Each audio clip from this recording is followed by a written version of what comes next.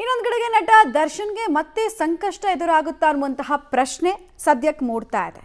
ಯಾವ ಕಾರಣಕ್ಕೆ ಅನ್ನೋದ್ರ ಡೀಟೇಲ್ಸ್ ಅನ್ನ ನೋಡ್ತಾ ಹೋಗೋಣ.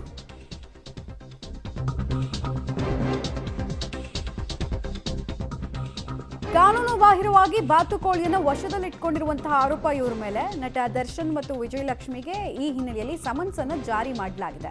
ಅರಣ್ಯ ಇಲಾಖೆ ಅಧಿಕಾರಿಗಳಿಂದ ದೂರು ದಾಖಲಾಗಿದೆ.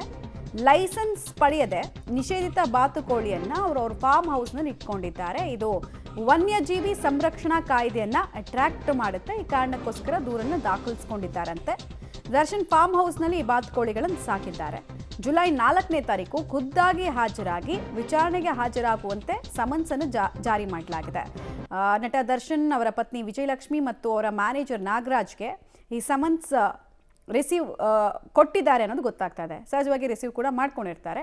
ಸೊ ಜುಲೈ 4ನೇ ತಾರೀಕು ಖುದ್ದು ಹಾಜರಿಗೆ ಸೂಚನೆಯನ್ನು ಕೊಟ್ಟಿದ್ದಾರೆ. ಆಲ್ಮೋಸ್ಟ್ ಒಂದು 10 ದಿನಗಳ ಕಾಲಾವಕಾಶ ಇದೆ. ಡೀಟೇಲ್ಸ್ ಕೊಡ್ತಾರೆ. ನೇರ ಸಂಪರ್ಕದಲ್ಲಿ ಜಾಯ್ನ್ ಆಗ್ತಿದ್ರೆ ಕೆಪಿ ನಾಗರಾಜ್, ಈಗ ಈ ಹಿಂದೆ ಕೂಡ ಇವ್ರ ಮೇಲೆ ಈ ವನ್ಯಜೀವಿ ಸಂರಕ್ಷಣಾ ಕಾಯ್ದೆ ಅಡಿಯಲ್ಲಿ ಅನೇಕ ಪ್ರಕರಣಗಳು ದಾಖಲಾಗಿದ್ವು. ಸೊ ಲಾ ಗೊತ್ತಿಲ್ಲ ಅನ್ನುವಂತಹ ಇಗ್ನೋರೆನ್ಸ್ ಬಗ್ಗೆ ನಾವಿಲ್ಲಿ ಹೇಳಕ್ಕಾಗಲ್ಲ. ಆದರೂ ಪದೇ ಪದೇ ಇಂಥ ವಿಚಾರಗಳಿಗೆ ಯಾಕೆ ಸುದ್ದಿಯಲ್ಲಿದ್ದಾರೆ? ಈಗ ಇದು ಎಷ್ಟು ಗಂಭೀರ ಸ್ವರೂಪವನ್ನು ಪಡ್ಕೊಳ್ಬಹುದು ಒಂದು ವೇಳೆ?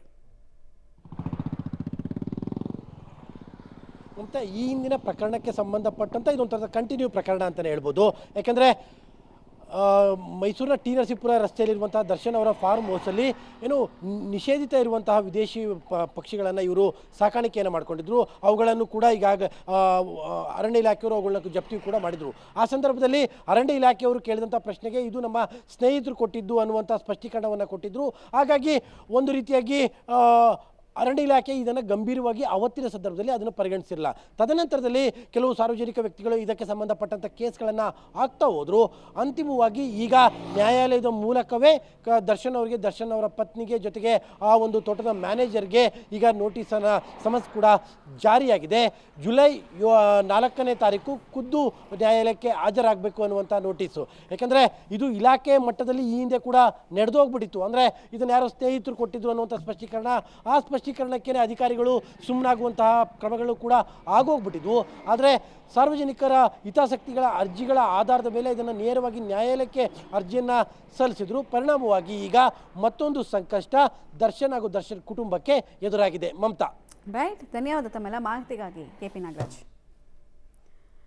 ಸೊ ಹಿಂದಿನ ಪ್ರಕರಣದ ಮುಂದುವರೆದ ಭಾಗ ಇದು. ಕೋರ್ಟ್ ಸೂಚನೆಯಂತೆ ಸಮನ್ಸ್ ಕೂಡ ಜಾರಿ ಆಗಿದೆ. ಅರಣ್ಯ ಇಲಾಖೆ ಅಧಿಕಾರಿಗಳ ವ್ಯಾಪ್ತಿಯಲ್ಲೇ ಈ ಪ್ರಕರಣಕ್ಕೆ ಸಂಬಂಧಪಟ್ಟಂತೆ ಹಿಂದೆ ಕೂಡ ಕೇಸ್ಗಳು ದಾಖಲಾಗಿದ್ವು. ಅದೇ ಕೇಳ್ತಾ ಇದ್ದೀವಿ ನಾವು. ಅಂದರೆ ಇಗ್ನೋರೆನ್ಸ್ ಅಥವಾ ಗೊತ್ತಿಲ್ಲ ಅನ್ನೋ ರೀತಿನಲ್ಲ.